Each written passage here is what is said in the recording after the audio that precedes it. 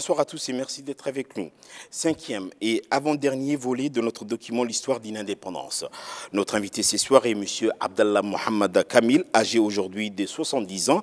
Il fut président du Conseil de gouvernement de transition entre juillet 1976 et juin 1977 et éphémère Premier ministre entre janvier et septembre 1978. M.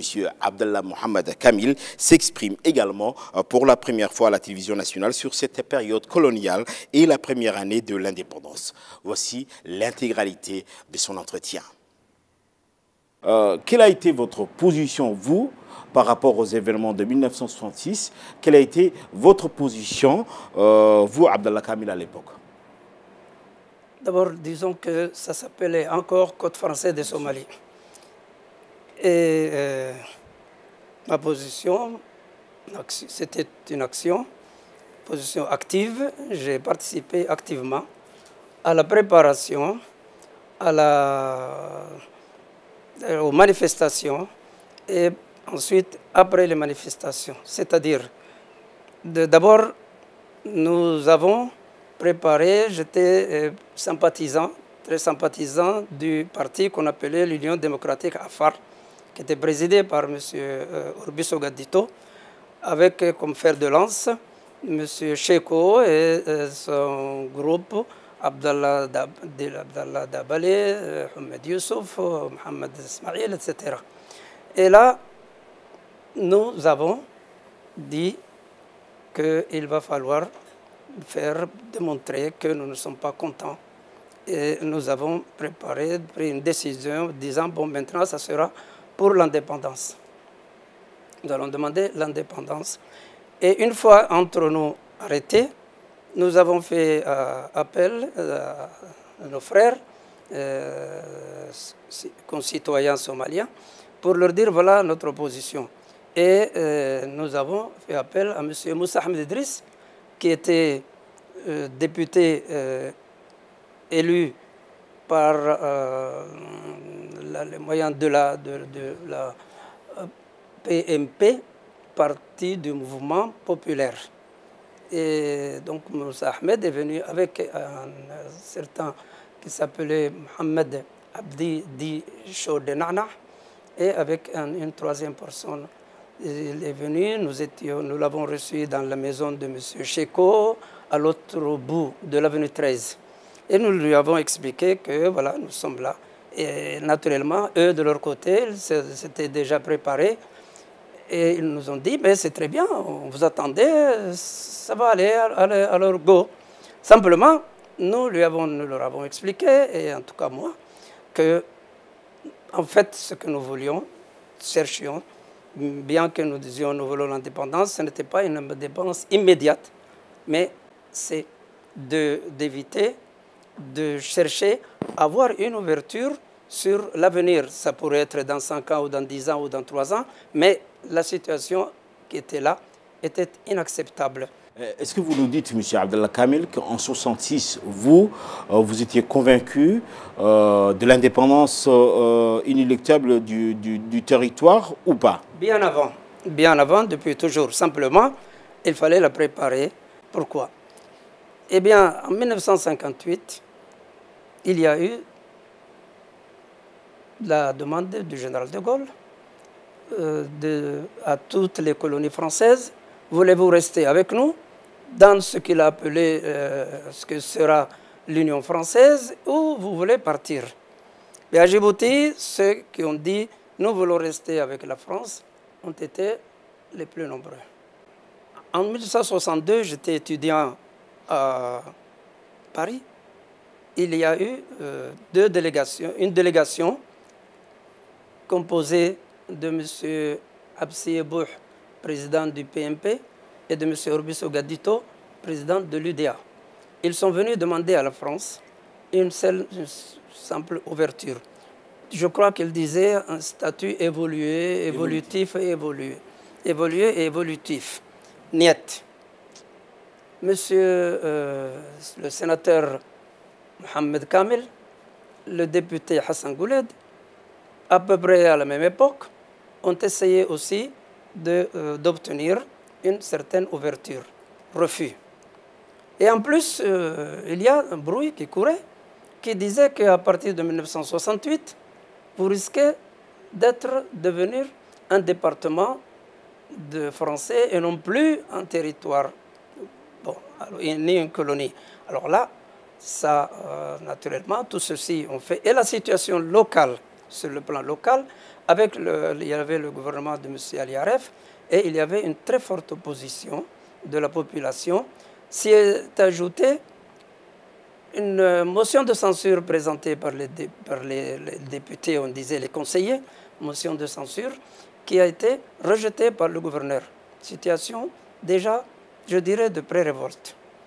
Et alors, quand on a appris que le général de Gaulle allait arriver, c'était quand même pas une occasion ratée, vu cette situation. Racontez-nous cette répression, justement à l'occasion de la venue du général de Gaulle, cette répression sanglante contre les populations du territoire. Comment vous avez vécu et qu'est-ce que vous avez vu personnellement, vous? Après les manifestations, le général de Gaulle est parti. D'abord, le premier jour de la manifestation, il y a des gens qui sont allés devant l'Assemblée nationale qui s'appelait Conseil national. À la Chambre des députés. Oui. Et le général de Gaulle voulait parler là-bas. Et quand on a vu la population, eh bien, les Français ont déjà commencé à jeter des grenades et autre chose. Il y a eu des blessés et les gens ont été vraiment bousculés, chassés par la force. Il y a eu beaucoup de difficultés. Cheko a failli se faire assassiner le même jour, le même après-midi, mais c'est surtout après qu'il y a eu. C'est surtout après, bon, pendant cette période, il y a eu des assassinats. Nous avons été mis en prison. Il y a eu 12 jeunes gens qui ont été mis en prison.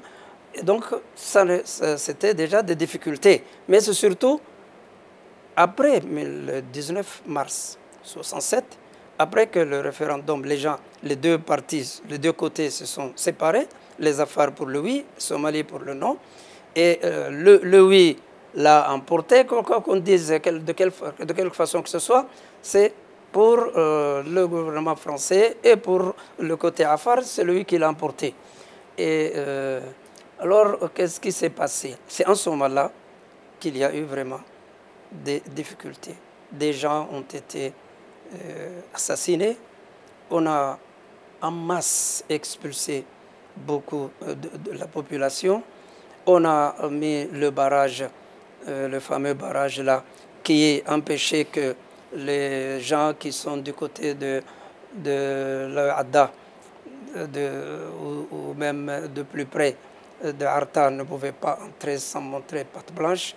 Et il y a eu donc beaucoup de difficultés du côté pour les Somaliens, pas pour les Afars. Il faut dire les vérités. Alors, est-ce que le référendum, le deuxième référendum de 1967, est-ce que ça a été l'occasion de voir une cassure définitive entre les deux grandes communautés du pays, Afar et Issa, Afar et Somalie? Heureusement, non. Et puis, de toutes les façons, je vais répéter que le mot indépendance a été intériorisé pour toujours. D'abord pour une partie de la population, mais finalement, petit à petit, par tout le monde. Et puis, entre-temps, pendant quand même 9 ans, il y a eu, c'était le gouvernement de M. Ali Aref, les Afars sont entendus sur son nom et il est revenu au pouvoir. En 1968, moi-même, j'ai présenté une liste, mais ça, je crois qu'il faut que je passe rapidement là-dessus, une liste contre la liste de M. Ali Aref. Nous avons perdu les élections, mais en fait, nous l'avons gagné parce que le Conseil d'État a cassé ces élections. Alors, à part ça, les choses lentement, jusqu'au jour où il y a eu 20, je dis, l'ALPAI. L'ALPAI, discours clair, indépendance immédiate et totale. Mais ils n'ont pas été les seuls. M. Ali Aref, immédiatement, en septembre 1976, il dit, moi aussi, je suis pour l'indépendance. Il s'est créé un parti qui s'appelait UNI, Union nationale pour l'indépendance. Et il fallait donc qui allait être le premier à passer sans changement de virage le barrage. pour Ali Pardon? Aref. Sans changement de virage pour Ali Aref alors. Sans changement De virage en 76. Oui. Enfin, oui, il faut l'appeler comme ça, puisqu'il n'avait pas prononcé ça avant. Mais alors, les deux partis qui... c'était quand même la LPAI, qui avait plus de popularité, qui était plus organisée, qui avait plus d'expérience. Et c'est donc la LPAI qui l'a emporté. Mais comment? C'est que on arrive à une nouvelle très forte pression de la population sur Ali Aref et peut-être surtout population encore plus forte du côté du gouvernement français. Et finalement, Ali Aref a démissionné. Donc voilà ce qui s'est passé, sans entrer dans le détail, ce qui s'est passé entre 67 et 66, juillet 76, au moment de la démission du gouvernement de M. Ali Aref. Je veux votre réaction sur la présidence de Ali Aref. Ali Aref a été à un moment à partir de 67, a été l'homme fort du territoire. C'est comme ça qu'on va l'appeler, TFI en ce moment-là, de 67 jusqu'en 76, pratiquement plus de 10 ans. Comment vous avez trouvé, comment vous réagissez, comment vous analysez sa présidence? Est-ce que c'était une présidence forte aux dépens d'une autre communauté et pour une communauté? Il est, vous savez... Avec le recul, 30 ans après, comment vous jugez? Moi, j'ai dit beaucoup de choses que je ne vais pas répéter tout de suite, dès que j'ai remplacé Ali Aref au responsable français, des choses qui pourraient éclairer davantage ceci. Mais pour répondre actuellement, je parle des responsables, M. Dornano, ici, qui m'a interrogé. Ensuite, quand j'étais nommé président du Conseil de gouvernement, M. Stirn et M. Giscard d'Estaing. Tous ces gens-là, j'ai bien expliqué de quoi il s'agissait et comment il fallait calmer la situation. Mais pour répondre maintenant à vous, en fin 67, au début 68, je crois que 67, il y a eu un nouveau statut, mais qui n'a rien à voir avec, il n'a aucune ouverture sur l'indépendance, mais tout de même beaucoup plus évolué. Et donc, M. Ali Aref n'était plus vice-président du gouvernement, mais chef de gouvernement, président du conseil de gouvernement. C'est donc qu'il avait beaucoup de pouvoir sur le plan local. Le pouvoir régalien ou le pouvoir ce n'était pas à lui, n'était pas chez lui, la sécurité, mais sur le plan intérieur, il avait beaucoup de pouvoir et il avait quand même un appui très solide à Paris. En ce qui me concerne, je disais tout à l'heure qu'en 68, j'ai refusé, j'ai présenté une liste de 12 membres, de 20 membres, je crois, entre la liste commune entre Obok et Tadjoura. Bon, nous avons perdu, selon les résultats du soir de l'élection, c'est en novembre 68, mais je n'ai pas baissé les bras. Le juge administratif à Djibouti m'a refusé, mais le juge à Paris, le Conseil d'État, a cassé, début 72, ces élections. Et entre-temps, moi, fautif, M. Ali Aref a estimé que je n'avais pas ma place à côté de lui. On m'a expulsé de la maison de l'administration et on m'a mis hors du travail. Ça a duré 1 an et demi, je crois. Et puis les notables à phare de tous les côtés ont dit, j'ai rien demandé, mais enfin il se trouve qu'ils ont voulu l'arranger entre nous. D'accord. Et ça s'est passé de cette façon. Et à partir de là, j'étais un fonctionnaire à nouveau avec Ali Aref, d'abord secrétaire général adjoint et ensuite secrétaire général du gouvernement. Et ça jusqu'au 31 juillet où on allait m'élire à la présidente du conseil de gouvernement. Quand est-ce que vous étiez partisan définitif de l'accession du pays à l'indépendance? En quelle année vous avez eu cette conviction et pour quelle raison? En 58, non, je n'ai pas bougé du tout. Mais depuis le temps où j'étais en France, où je voyais comment les choses se passaient, que les Français ne voulaient plus d'une ouverture institutionnelle, eh bien, j'étais acquis à l'indépendance. Mais simplement, je n'étais pas pressé parce que je voyais qu'aucun de deux côtés, il n'y avait pas des gens qui cherchaient vraiment l'union. Et sans l'union, je ne voyais pas comment l'indépendance allait venir. Donc en 67 non plus, vous n'étiez pas partisan de l'indépendance? Immédiate. Immédiate. Voilà. D'accord. Mais pour l'indépendance. D'accord. Et surtout pour le refus de départementalisation. Parce que ça, pour moi, c'était plutôt de l'esclavage. Est-ce qu'en 67, vous étiez inquiet de l'influence de la Somalie sur le territoire? De l'influence de la Somalie, mais de l'influence surtout de l'Éthiopie à l'époque. Parce que la Somalie, en 67, ce n'était pas tout à fait la Somalie de 77. Mais il y avait Haïlé Sélassé qui avait tout en main. Et le général de Gaulle est allé voir Haïlé Sélassé juste après les manifestations, les coups de sortie qu'il a reçus de nous. Et M. Haïlé Sélassé n'allait jamais laisser Djibouti partir. Si les Français partent, c'est lui qui allait arriver. Et c'est ça qu'on n'a pas compris en 67. À cette époque-là, selon plusieurs écrits, notamment de Philippe Oberlé et d'autres, disent que Ali Aref a entrepris une campagne de répression contre les Somalis. Qu'est-ce que vous répondez? Ça s'est passé immédiatement au début, juste après. Ce que j'ai dit tout à l'heure, des gens qui ont été expulsés en masse, des gens qui ont été chassés du travail, des gens qui ont été assassinés, le barrage qui empêchait même les habitants de la région proche d'entrer sans montrer des pièces d'identité, les pièces d'identité qu'on refusait justement à ces gens-là. Alors Ali Aref avait dans son gouvernement, excusez-moi les termes, ceci, mais des Issa. Et avec ces gens-là, ce qu'il lui demandait, ce que je sais, j'ai assisté, ce qu'il lui demandait, c'est d'ouvrir aux gens, qu'on ne malmène pas les gens au barrage, qu'on ouvre et qu'on donne les pièces d'identité à tout le monde. Essentiellement, c'était celle-là, et de nommer un de leurs vice-présidents du conseil de gouvernement. Pour moi, si Ali Aref a insisté là-dessus, qui s'est refusé, c'est sur ces deux points-là qu'il aurait dû, à mon avis, qu'il aurait dû accepter leur doléance.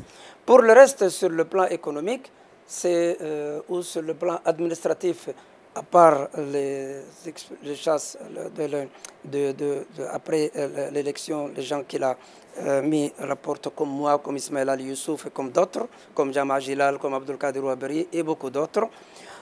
Autrement, sur le plan économique, je ne sais pas qu'est-ce que le côté Obok et Tadjoura ou Dikil ou à Yoboki ont gagné plus que Ali Sabié ou Dikil ou Artan. Alors, monsieur le Premier ministre, c'est donc le 31 juillet 1976 que vous occupez le devant de la scène politique avec votre élection à la présidence du Conseil de gouvernement contre une liste présidée par Ali Aref, pardon. Votre candidature est rejetée dans un premier temps par la Chambre des députés avant d'être validée finalement par le conseil administratif. Le journal Le Réveil à l'époque titre d'ailleurs Le Réveil de Djibouti titrait d'ailleurs une élection mouvementée. Racontez-nous le déroulement de cette consultation et les forces en présence. Les forces en présence, j'ai dit tout à l'heure que c'était pratiquement, la LPA était restée seule, force en présence, avec ce que les parlementaires qui avaient quitté la liste de l'AR, n'oubliez pas qu'en 1973, les 60 députés, on les appelait députés à ce moment-là, les 60 députés étaient de la liste de M. Ali Aref. Mais à partir de 74, 75, 76, petit à petit, la majorité a quitté, au moins 24. Et c'est comme ça, c'est ainsi que Ali Aref a fini par démissionner, comme je vous ai dit. Et le jour, le 31 juillet 1976, la LPAI, M. Gouled, fait appel à moi. Je ne suis pas venu comme ça. C'est M. Gouled qui fait appel à moi. Pourquoi? Eh bien, parce qu'il savait, il savait certainement que je n'allais pas trahir ma parole si je la donnais. Et c'est ainsi que... Et puis, en tout cas, à partir du jour où j'ai été élu, la ville s'est calmée. Il ne faut pas oublier qu'en 1975, en 1976, il y a eu des heurts ou il y a eu des morts d'hommes. Mais à partir du 1er août, eh bien, tout est rentré dans le calme. C'est grâce à la LPAI, je suis pour rien, naturellement. D'accord. Alors, c'est en tant que président du Conseil de gouvernement que vous vous rendez à Paris pour participer à la conférence de Paris, aux côtés de tous les leaders politiques du territoire. Quelles sont les grandes lignes de l'accord de la conférence de Paris? Moi, j'aimerais bien parler un peu avant la conférence de Paris, c'est ce que le gouvernement a fait. D'accord. On nous a d'abord donné un certain nombre de points à exécuter. Qui? La LPAI, la majorité, la minorité qui était devenue majorité parlementaire et le gouvernement. De quoi il s'agissait? Indépendance avant la fin du premier semestre. 1. Une loi sur la nationalité adoptée par le Parlement français. 2. Africanisation dans la mesure du possible. 3. Unité nationale, sur ces points-là, que le gouvernement, les points sur lesquels essentiellement, naturellement, et préparer l'indépendance, ça c'est le titre. La date de l'indépendance a été fixée par moi. Il y avait tous les autres aussi, la LPAI, le FLCS, l'UNI, etc. étaient aussi à New York. C'est en fin octobre, début novembre.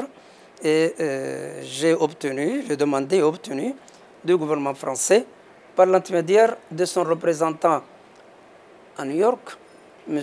Gary Guillonneau, il s'appelait, j'ai obtenu que l'indépendance soit faite pour le 27 juin. Pour le 27 juin. Il y avait une raison que je dois rappeler, c'est que le 3 juillet, les chefs d'État africains allaient se réunir chez M. Omar Bongo. Donc, délai assez court pour que nous puissions obtenir l'adhésion à l'admission à l'OUA. C'était très très important sur le plan diplomatique, puisque on parlait toujours, il y avait toujours la Somalie, l'Éthiopie, cela. Voilà. Alors, donc, et puis, dans mon intervention à l'ONU du 3 novembre, vous l'avez ça dans le réveil du 20 novembre, j'ai répété à plusieurs reprises, mon pays sera indépendant avant le 1er juillet. Je n'ai pas dit exactement le 27 juin, parce qu'il fallait quand même laisser ceci. Peut-être à Djibouti, on aurait dit le 24 juin ou le 23 juin, mais avant le 1er juillet. Entre le 27 juin et le 1er juillet, vous voyez la date, le temps n'est pas long. C'est donc, pour le premier point, réglé en novembre. Et vous l'avez, je répète, dans le réveil de Djibouti du 20 novembre. Deuxième point, la loi sur la nationalité. Vous savez, c'était pour donner aux gens des cartes d'identité françaises, hein, entre guillemets, pour voter contre la présence française. C'était un peu ça. Alors, la loi est votée, les cartes d'identité ont été distribuées, tellement que le nombre d'électeurs a doublé depuis 1973. Donc, point aussi réglé. Africanisation, tout ça avec l'aide du gouvernement, de mes amis qui étaient 9 ministres, avec l'aide de la LPAI, notamment du président Gouled, qui m'a laissé complètement seul. Non pas seul, mais en confiance totale. Il venait de temps en temps me dire Ouria, fais attention, ne sors pas le soir, ceci et cela, mais autrement, en confiance totale. Alors, fort de cette confiance, fort du fait que la population était absolument, la ville était dans le calme, et la ville et les autres pays étaient dans le calme. Et puis, le 6 juin 1977, l'armée a défilé. Il a fallu donc la préparer. Il ne faut pas oublier que tout ceci s'est fait avec la bonne volonté, et plus que la bonne volonté, l'aide financière, logistique, organisationnelle de la France. Nous avons donc réussi au moins à africaniser ce qui était quand même très très important, de la souveraineté sans l'armée, sans une police djiboutienne, ça aurait été difficile de parler de souveraineté. Voilà ce qui c'est. Il y avait l'autre point, c'était le point, c'est pas fini, c'était le point de l'unité nationale. L'unité nationale, moi, je n'ai pas été pour beaucoup de choses. C'est donc l'ALPAI qui a calmé les choses. Et des deux côtés, les gens ont compris qu'il n'y avait plus de difficultés, il n'y avait plus de menaces, il n'y avait absolument rien. Voilà comment ça s'est passé. Et moi, j'ai ajouté ma petite passion. C'est quoi? J'ai organisé le 1er janvier 1977 une réunion à Dikil. Dikil, qui s'est appelée à partir de ce jour-là la ville de l'unité. Et donc, il y avait tout le monde, les photos que vous avez, vous voyez le président Gouled, vous voyez le sultan de Tadjoura, vous voyez le sultan de Gobaad, M. Boko, vous avez toute la LPAI, tous les membres du gouvernement, de toutes les communautés arabes, somalis et afar, tout le monde était là. Donc, c'était un peu ma petite touche. Et puis, il y a eu aussi, nous avons fait la même chose à Tadjoura. Ça a été un peu moins réussi, il y a eu quelques perturbateurs, mais finalement, les gens, nous avons été à Tadjoura, nous sommes rentrés sains et saufs, et tout s'est bien. D'ailleurs, il n'y a pratiquement rien eu de vraiment à raconter. Sauf que, sinon que ça s'est bien déroulé. Voilà les points. Il y avait préparé aussi, en tout cas, c'est comme ça que j'ai compris, la coopération avec la France et donc garder l'armée française et la présence française ici après l'indépendance. C'est ce que j'ai compris. Et c'est pour ça que dans toutes mes interventions pendant cette période, j'ai toujours dit, je répétais que nous garderons la France avec nous. Sans préciser coopération militaire ou autre, mais c'était bien compris. Et ceci, ça s'est concrétisé quand? C'est concrétisé d'abord à la conférence de Paris, que toutes les délégations ont signé, comme quoi elles acceptaient la coopération économique et militaire de la France. Le franc djiboutien était un franc solide. Il était lié au dollar. Mais c'est le Trésor français qui garantissait. Ce n'est pas nos exportations qui garantissaient tout ça. Alors, moi, plusieurs fois, dans mes interventions, je disais aux Français, vous continuerez à garantir notre franc, sinon ça ne marcherait pas. Les Français nous ont fait un peu de difficultés au début, mais finalement, et surtout grâce à l'intervention bien documentée et passionnée de M. Saïd Ali Koubèche, nous avons obtenu finalement que de la France qu'elle continuera à garantir la solidité du franc djibouti. Deux points. Nous avons quand même parlé aussi pendant cette réunion, toujours j'ai sauté, et il n'y avait pas que nous défendre, la défense, l'aide militaire. Il fallait aussi vivre. Il y avait la TIC. Les Français ne voulaient pas faire payer la TIC leurs militaires comme leurs coopérants. C'est-à-dire qu'ils allaient ouvrir un magasin, des magasins généraux pour que les Français achètent ces marchandises-là chez eux. Non. J'ai refusé et la TIC, c'est-à-dire ils payaient la taxe intérieure de consommation comme tout le monde. On a obtenu aussi qu'ils continuent à payer l'impôt de solidarité, c'est-à-dire les militaires français, les appelés français continuent à payer ceci avant le 8 mai. D'abord, vous savez, on appelle République de Djibouti. C'est moi qui l'ai suggéré dans mon intervention du 4 décembre à la Chambre des députés, session budgétaire, le journal, vous trouverez ça dans le Réveil de Djibouti. L'appelons-la la République de Djibouti. Alors, venons-en maintenant, après 77, dans les premiers gouvernements du président Gouled, monsieur le Premier ministre, vous occupez le poste de ministre des Affaires étrangères, poste clé pour ancrer Djibouti dans la communauté internationale. Quelles sont les grandes lignes de votre action à la tête de la diplomatie djiboutienne? J'ai été, d'abord au début, avant même d'être nommé ministre, immédiatement après le 3 ou le 2 juillet, monsieur le président Gouled m'envoie en mission à l'ONU pour préparer notre admission donc vers le mois de septembre-octobre. J'y vais avec monsieur Abdulkader Ouaberi Askar et nous avons donc préparé cette entrée sans problème. Nous avons été voir naturellement les plus autorités de l'ONU, et notamment M. Badheim, et nous avons donc mis en place, mis au point les modalités de cette admission. Mais en même temps, nous avons été voir l'ambassadeur de l'URSS et l'ambassadeur de la Chine, et pour leur dire que, attention, nous allons garder une présence française sur place, puisque l'accord de coopération portait déjà sur la coopération, c'était donc quelque chose d'officiel, et pour éviter que, parce qu'à l'époque, c'était quand même la guerre, et c'était la grande guerre, non pas la guerre physique, mais la guerre froide.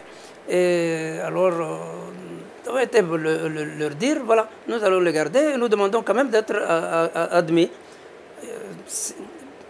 Ils ont tellement bien fait qu'ils ont été les premiers à même entériner avant même nous ont accepté donc sans problème. Et de retour donc, je suis nommé ministre des Affaires étrangères et là, j'allais vadrouiller un peu pour mettre en place nos installations dans les organismes internationaux. Commencé en septembre par la Ligue arabe. Et à la Ligue arabe, il y a nos deux États qui ont cherché un peu à s'opposer. Ils m'ont gardé avec ma délégation pendant 3 jours dans un hôtel, fermé dans un hôtel, à attendre qu'on nous appelle. Finalement, nous avions quand même des alliés solides, l'Arabie Saoudite, l'Égypte, etc. Et nous avons donc été admis. Et j'en ai quand même profité pour demander déjà une aide. Vous savez, ça va de soi. Et une aide, c'était sur quoi? Sur des enseignants. J'ai demandé de l'argent avec lequel nous allons payer des enseignants bilingues arabes, puisque dans l'admission, nous devions commencer par enseigner la langue arabe. C'était une des conditions de l'admission à la Ligue arabe que nous avions acceptée. Alors, donc, c'était plus facile pour moi de dire arabe et français. Ce sont des Tunisiens qui sont venus. Et l'année d'après aussi, j'ai insisté. Et donc, l'ALESCO, c'est-à-dire l'UNESCO arabe, pendant plusieurs années, je ne sais pas si c'est 10 ou 15 ans, nous a laissé ici 65 enseignants de ceci. C'était quand même pas mal pendant cette période. Il y avait aussi l'admission à l'OMS, Il y a eu en décembre ce qu'on appelle la francophonie. Et puis il y a eu par la suite, après, quand j'étais en même temps Premier ministre, l'acceptation par Djibouti et donc par moi à Paris même de l'installation ici de l'ambassadeur de l'URSS. Il y avait donc des actions comme celle-là, mais j'ai continué après en tant que ministre des Affaires étrangères et en tant que premier ministre. Quoi? Eh bien, toujours, oui, il faut se rappeler qu'avec le président, nous avons été quand même en novembre, fin octobre-novembre, même en novembre, oui, à New York, et pour accepter à l'Assemblée générale, et donc accepter l'Assemblée qui a accepté notre admission. Donc nous étions admis en novembre à la Ligue arabe, à l'ONU et à l'UEA déjà, dès le 3 juillet. Alors, en décembre 1977, soit 6 mois après l'indépendance du pays, survient le clash politique avec la démission du Premier ministre de l'époque, M. Ahmed Dini. Le président Gouled fait appel à vous pour le remplacer et vous permet, même ce qui est rare, de garder le portefeuille des Affaires étrangères. Donc vous êtes incumulable, vous êtes Premier ministre et ministre des Affaires étrangères. Et ministre de la Défense. Et ministre de la Défense. 3 postes donc. Comment vous avez d'abord vécu ces clashs politiques? On va y revenir sur votre 3 postes, mais d'abord, qu'est-ce qui a été l'origine du clash politique entre Ahmed Dini et Hassan Gouled? Un clash brutal, brusque, ce n'est pas ça. Il y a eu déjà M. Ahmed Dini était Premier ministre, mais c'est M. Gouled qui était chef de gouvernement. Et à partir de là, peut-être déjà, il y a eu pas mal de choses. Il y en a eu d'autres que d'autres petits points comme ça que je vais passer. Mais quand il y a eu cette affaire du palmier en Zang et ensuite de la, disons, plutôt brutalité à Arhiba, M. Ahmed Dini s'est senti obligé de démissionner. Moi, j'étais à Côte d'Ivoire pour la francophonie. J'étais avec M. Ahmed Ibrahim, qui était notre ambassadeur à Paris. Effectivement, M. Gouled m'appelle immédiatement, mais je ne suis pas revenu immédiatement. Je suis passé par l'Éthiopie et je suis revenu. Et ensuite, j'ai été voir M. Ahmed Dini. On me fait croire dans un écrit que M. Ali Kouba fait dire à M. Dini que je n'ai pas démissionné quand lui, il a démissionné. En vérité, j'étais directement chez lui en venant de l'Éthiopie. Et dans le balcon chez lui, je lui ai dit que me voilà. Je prends le même, je ne vais pas faire autrement que ce que tu as fait. Et c'est lui qui me dit non. Tu étais absent, il me dit un proverbe afar que je n'arrive toujours pas à formuler exactement. C'est-à-dire l'absence d'un événement, quand un événement de mauvais clash comme ça s'est passé avec le tueur de Palmianzang et Arhiba, tu n'étais pas là.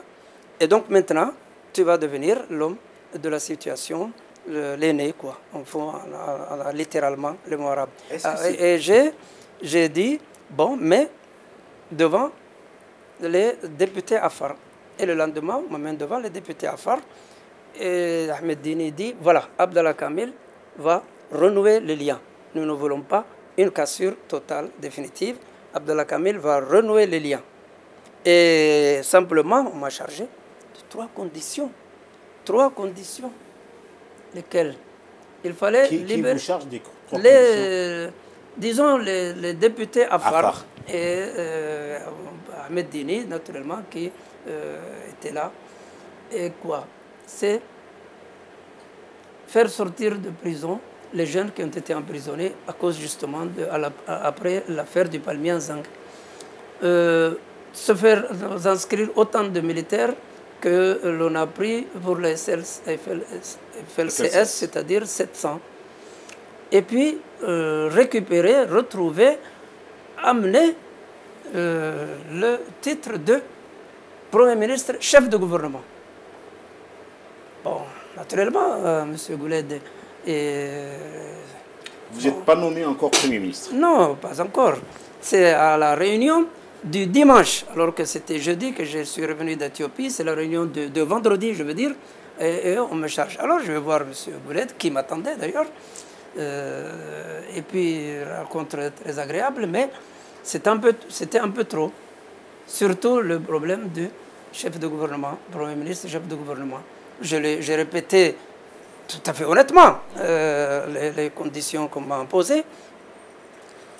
Et puis, bon, on a mis du temps quand même à se retrouver, contrairement à ce qu'on dit que je courais derrière le pouvoir. On a mis quand même du temps. C'est M. Moïm Badon qui était mon ministre de l'Intérieur à l'époque où j'étais président du conseil de gouvernement et qui était toujours ministre de l'Intérieur dans le gouvernement de M. Ahmed Dini. Et puis M. Saïd Ali Koubèche, aujourd'hui on ne peut pas le faire témoin, mais M. Badon est vivant. Et puis tous les deux ont finalement rangé les choses en disant, faisant M. Gouled était tout de même un homme beaucoup plus expérimenté que moi, et le fait de dire oui, il savait parfaitement qu'après il aurait fait ce qu'il valait peut-être, mais en tout cas il a dit oui, et j'ai formé donc le gouvernement avec donc Premier ministre, mais moi le Premier ministre je ne comptais pas, je ne pensais pas trop. Donc vous je préférais sur les 3 points que les députés Afar, j'ai rien abandonné. Pour être clair, Monsieur le Premier ministre, sur les 3 points que les communautés Afar, les députés Afar vous ont chargés, est-ce que M. Gouled a satisfait ces 3 points ou pas? Finalement, il a dit oui. Il a dit oui. Nous n'allons pas plus loin. D'ailleurs, moi non plus, pendant les 8 mois que je suis resté avec lui, je n'ai insisté que sur un seul, de prendre dans l'armée des affaires aussi dans l'armée, comme on l'a fait pour la FLCS. Et ça, on me l'a catégoriquement refusé. Et s'il y a eu, de ma part, petit à petit un recul, de mettre un peu à l'écart, c'était à cause de ce refus. Parce qu'on pourrait très bien me dire, bon, on va prendre 200 au lieu de 700, on va prendre 300. Non, mais refus catégorique. Je n'ai même pas parlé de 2 autres points en attendant. Parce que pour libérer les jeunes, bon, il fallait attendre quelques semaines ou quelques mois, parce que l'ambiance, l'atmosphère dans la ville du côté Somalie était quand même montée. Et de l'autre côté, en ce qui concerne le chef de gouvernement, moi je savais pertinemment que je pourrais être chef de gouvernement sans avoir le nom. Et probablement on ne me l'aurait pas refusé si j'étais resté plus longtemps. Comment? Si j'avais la même signature que le Ismaël Guedi par exemple, c'est-à-dire par délégation, je pourrais m'occuper du budget local, de tout ce qui est vraiment la vie quotidienne des gens, eh bien, on ne me l'aurait pas refusé. Mais je n'ai pas été jusque-là parce que je n'ai pas été satisfait sur le premier point que j'ai évoqué. Voilà honnêtement ce qui s'est passé. D'accord. Alors, mais on a mis du temps avant de former le gouvernement. Donc, alors, comme pour le ministère des Affaires étrangères, vous gardez le poste de Premier ministre 6 mois, en septembre 1978, ça fait 8 mois. Oui. C'est moi qui ai demandé de rester le chef de gouvernement. Pour la défense, c'était parce que j'avais fait des propositions des gens comme Cheko, comme ceci. Le président Gouled n'en voulait pas. Et moi, je n'étais pas d'accord non plus de la personne que lui, il a citée. Et c'est en ce moment-là que je gardais ça. Mais il faut bien préciser que M. Aden Roblé était secrétaire d'État aux affaires étrangères. Autrement dit, ce n'est pas moi qui bouffais le budget des affaires étrangères. Et M. Ahmed Hassan Di Goura a été nommé secrétaire d'État à la Défense et c'est lui qui s'est occupé les affaires étrangères, je les ai gardées et c'est moi qui m'en suis occupé. Mais la défense, je n'ai même pas mis le pied à l'état-major. D'accord. Donc je ne m'en suis pas du tout intéressé à la défense directement. Alors ce sera l'avant-dernière question, Monsieur le Premier ministre. En septembre 1978, vous effectuez un voyage officiel en Éthiopie et dès votre retour, le président Goulet décide de vous démettre de vos fonctions de Premier ministre. Racontez-nous cet épisode qui doit être encore aujourd'hui douloureux pour vous. Il y avait déjà, comme j'ai dit tout à l'heure, en ce qui me concerne, comme je n'obtenais rien, j'ai fait ce qu'il fallait que je fasse sans aucun arrière-pensée, avec le plus de possibilités que j'avais, de moyens intellectuels ou physiques que j'avais. Mais le fort intérieur, mon fort intérieur, je n'étais pas content parce qu'on ne voulait pas bouger dès le premier point que j'ai présenté. Et donc, puis j'ai gardé le ministère des Affaires étrangères et il y en a beaucoup qui n'étaient pas d'accord là-dessus. Et donc, il fallait bien que je dégage pour qu'on prenne les affaires étrangères pour quelqu'un qui prendrait l'intérieur, etc., etc., de la cuisine interne que je ne suis que bien après. Alors, il y avait, donc l'ambiance déjà pour moi... C'était délétère, ambiance à l'intérieur du gouvernement. Oui, oui. Qu'est-ce qui se passe en Éthiopie alors, Monsieur le Premier ministre? En Éthiopie, nous avons été invités et il se passe que nous sommes dans une strade à la place de la Révolution qu'on appelle, où il y avait la Trinité, Marx, Engels et Lénine, étaient là aussi. Mais il y avait la guerre avec la Somalie et l'Éthiopie avait gagné déjà la guerre en 1978. Et devant nous, les drapeaux somaliens sont piétinés pendant toute la matinée. Et puis des cris de guerre, je ne sais pas, en Amérique que nous ne comprenons pas. Il y avait avec moi M. Idriss Farah, M. Gohad, M. Barkat Gurrat, M. Ismaël Omar. En plus, bon, il y avait aussi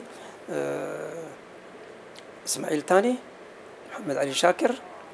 Nous étions ici. Et nous étions, ce qui était avec nous, c'était l'ambassadeur Moussa Yassine, avec nous en contact, en même temps que le contact de l'ambassadeur Wassan, francophone pour tout le monde, et Moussa Yassine aussi qui parlait donc l'arabe, et tout le monde comprenait l'arabe à l'époque.